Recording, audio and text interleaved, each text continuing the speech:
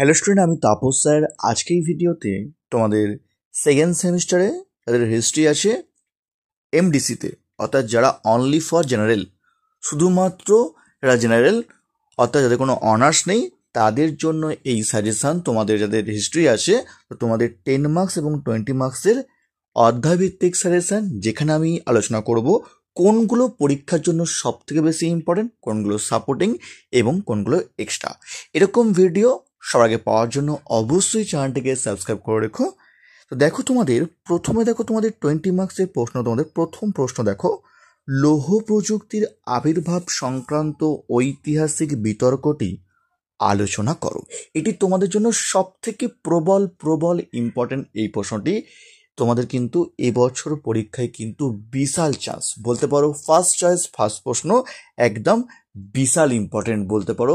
ভালো করে তোমরা কিন্তু করবে, একদম ভালো করে করবে। নেক্সট, প্রাচীন গ্রিসের দাস ব্যবস্থার সম্পর্কে লেখো। ঠিক আছে, এটাই ঘুরিয়ে দেয় প্রশ্নটিকে। ঠিক আছে, তো তোমরা কিন্তু ভালো করে করবে। এই দাস ব্যবস্থার সম্পর্কে কিন্তু ঘুরিয়ে দেয় প্রশ্ন। তোমরা বলবো 1 এবং 2 দুটো প্রশ্নই কিন্তু পরীক্ষায় কিন্তু বিশাল ইম্পর্টেন্ট, ভেরি ইম্পর্টেন্ট তোমাদের জন্য। দুটো প্রশ্নই তোমরা কিন্তু খুব ভালো করে করবে।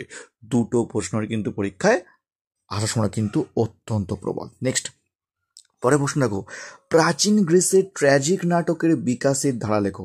20 মার্কসে ভেরি ইম্পর্টেন্ট প্রশ্ন। প্রাচীন রোমের কৃষি অর্থনীতির বৈশিষ্ট্যগুলি লেখো।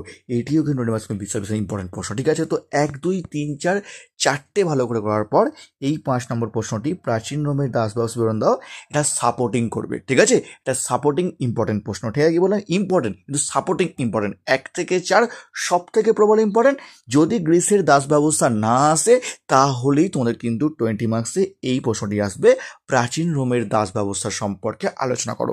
ঠিক আছে, কি বললাম, তো এগুলো তোমরা কিন্তু একদম 20 মার্কসের জন্য সব থেকে ভালো করে করবে। এবার আসবো তোমার 10 মার্কস নিয়ে আলোচনা করবো।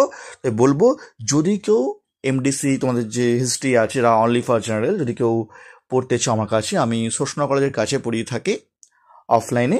এবং যদি কেউ তোমরা অনলাইন ক্লাস করতে চাও তো আমার অনলাইন ক্লাস কিন্তু অফলাইনের মতো, চাইলে তোমরা কিন্তু দুটো ফ্রি ডেমো ক্লাসও তোমরা কিন্তু করে দেখতে পারো। তোমাদের কিন্তু ক্লাস স্টার্ট হয়ে গেছে, ওদের কেউ করতে ইচ্ছুক থাকো ক্লাস, তোমাকে কিন্তু অবশ্যই তোমরা কিন্তু দুটো ডেমো ক্লাস করে দেখতে পারো, কারণ আমার অনলাইন ক্লাস কিন্তু পুরোপুরি অফলাইনের মতো। ঠিক আছে, দেখো তোমাদের পরের প্রশ্ন দেখো, তোমার 10 মার্কসের জন্য ইম্পর্টেন্ট প্রশ্ন দেখো, পশ্চিম এশিয়ার আদি লৌহ যুগের প্রভাব লেখো।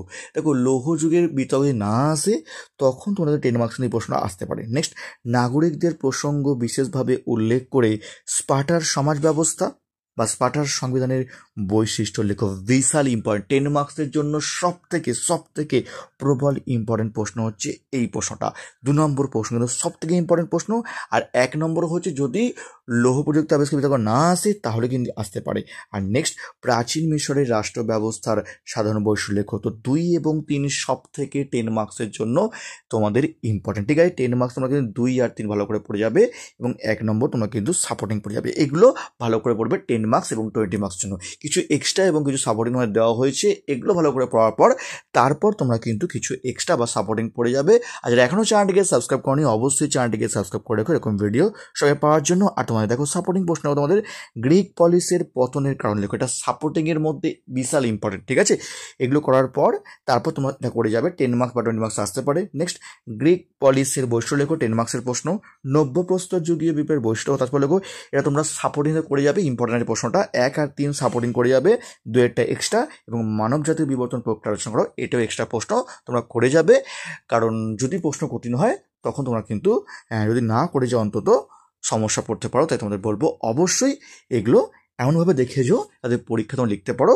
তো তোমাদের বলবো যেগুলো বললাম ইম্পর্টেন্ট প্রশ্ন ভালো করে পড়ার পর তারপরে গ্রিক পলিসির পতনের কারণটা আর নব্যপ্রস্তর যুগের বৈশিষ্ট্য আছে এটা ভালো করে যাবে। ঠিক আছে, তারপরে এগুলোকে এক্সট্রাগুলো করে 2 নম্বর এক্সট্রা করে যাবে আর 4 নম্বর এক্সট্রা তোমরা করে যাবে, কারণ যদি প্রশ্ন কঠিন হয় চাইলে তোমরা রান্ত লিখে আসতে পারো। ঠিক আছে, তো এই ছিল তোমাদের এমডিসি সিসি2 10 মার্কস এবং 20 মার্কসের সাজেশন। এবং খুব তাড়াতাড়ি আমি তোমাদের মার্কস 5-এর যে সাজেশনগুলো নিয়ে আলোচনা করবো। তো আজকের মতো এইটুকুই।